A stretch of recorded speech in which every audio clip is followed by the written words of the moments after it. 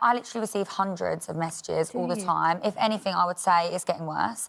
And it's usually from all different victims. Most of them are normal, everyday girls. Lots of them are mothers seeking advice for their children. And, you know, it's not just intimate image abuse. It is domestic abuse, it's pile-ons, it's misogyny. It's everything that these guidelines are aiming to tackle. And I'm telling you, it's getting worse. And unless you saw inside my DMs, you wouldn't understand how bad it is, because obviously not everyone's speaking about it publicly. A lot of the men who send messages like this and post material like this wouldn't dare say these things if they thought they were going to be caught out, if they thought that they were going to be identified. And in normal life, they often seem quite respectable, normal, non-pervy guys. But online, they're these monsters, these pervs.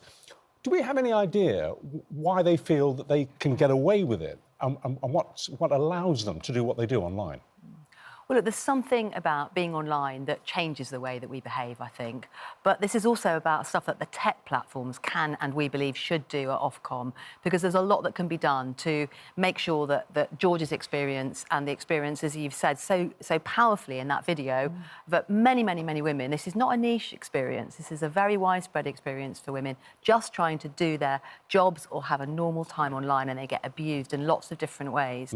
So what we're announcing today is action that we think the tech companies should take. Very, very practical stuff. I can go into some of that in a moment. Well, look, so if you're a victim of domestic violence, I've sat and talked to women who are survivors of domestic violence, and what they say is, we want one button for our privacy settings. We want to know that we just have to say one time, the most private setting, so I can't be contacted by people who are not in my friendship group. My geolocation is switched off. One button, rather than having to go into the settings and check and worry all the time that maybe when the software's upgraded, it all gets switched back to default.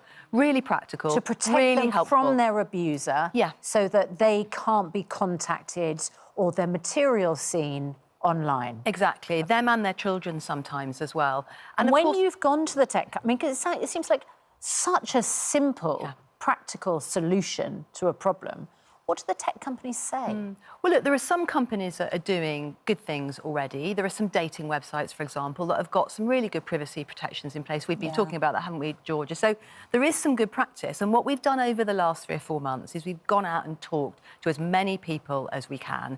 Women and girls, organisations that work with them, people like Georgia with, you know, really, really challenging and awful experiences, and the tech companies. We put it all together in this guidance today. We want to get everybody's views. And then what we're going to do is publish reports on which companies are taking our safety seriously and which aren't.